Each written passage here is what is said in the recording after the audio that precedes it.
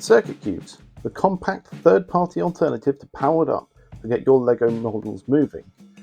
But are they any good in trains? The TLDR is yes they do. Plenty of people use them, but there are a couple of caveats to actually using a circuit cube in your locomotives. Today I'm going to show you how they perform in two of my locomotives that run using them. But before we get into it, there are probably some of you here that don't know what a circuit cube even is. So let's have a quick crash course on what these little boxes do. Circuit cubes come in one of two flavours. The standard battery pack style provides a basic on-off setup to power stackable functionality cubes. Once you flip the switch, it's off and running until it runs out of battery, or you switch it back off at the cube. The other option, and the only way to control your creations, is the Bluetooth enabled cube. This cube gives the same on-off functionality as well as being able to connect to a mobile app which allows you to independently control 3 channels. 3 cables can be attached to the top of the cube and ran to motors and other circuit cube accessories. Both types of cube have a USB rechargeable battery and will sound an alarm when they run out of power. They output 5-volt power to the attached accessories, which is one of the major drawbacks for the circuit cube platform. It limits how much torque and speed we can get out of motors, so ultimately how fast a locomotive can go and how much it can pull.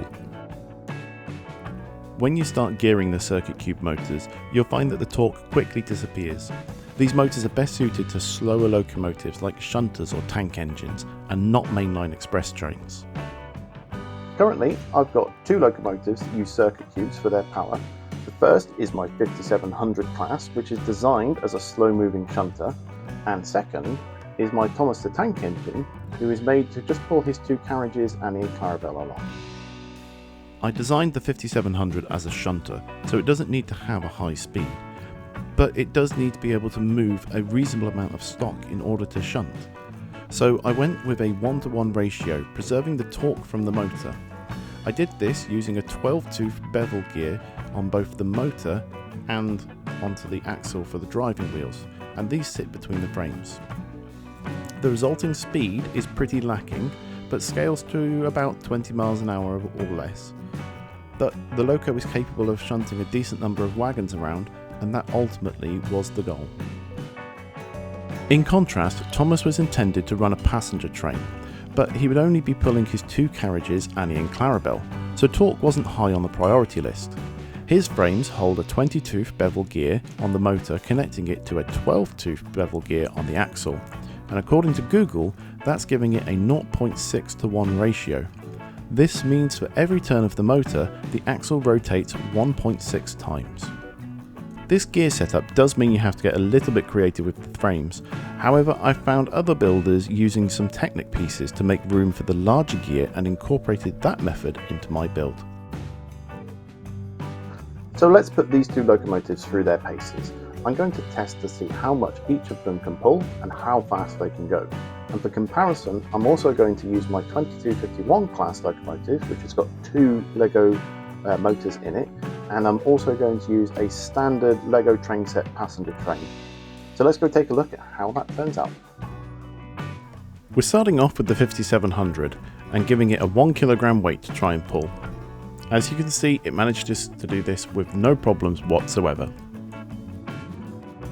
Next, we add a 2 kilogram weight to the back, but very quickly we can see the locomotive is now struggling and just ends up wheel spinning and not being able to pull the load. With a little help from my friend Jonathan, we've calculated the speed at 23.3 miles per hour, which is perfectly fine for a shunter. Next up, it's Thomas, and as soon as we put that 1 kilogram weight behind him and start going, you can see he's immediately struggling and not able to pull the full thing along. However, in the speed test, he manages to get a far more respectable 35.6 miles per hour. Next, we'll let a standard passenger train take a go, starting off with the 1 kilogram, which it manages without too much hassle. With 2 kilograms put behind it, it starts to really struggle and starts wheel slipping quite quickly.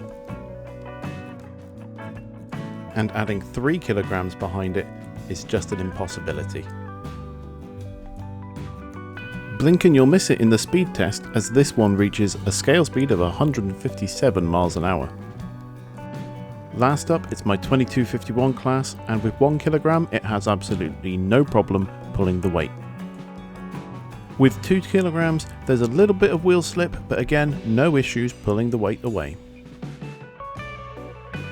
Increasing the weight to 3 kilograms, we have a bit more wheel spin, but the loco is still able to get underway.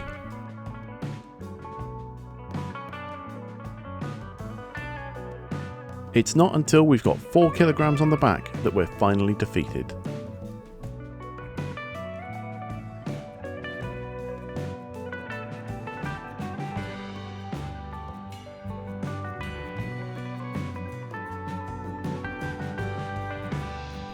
Again, blink and you'll miss it, as this green rocket speeds past at a scale 169 miles per hour, which it definitely couldn't do.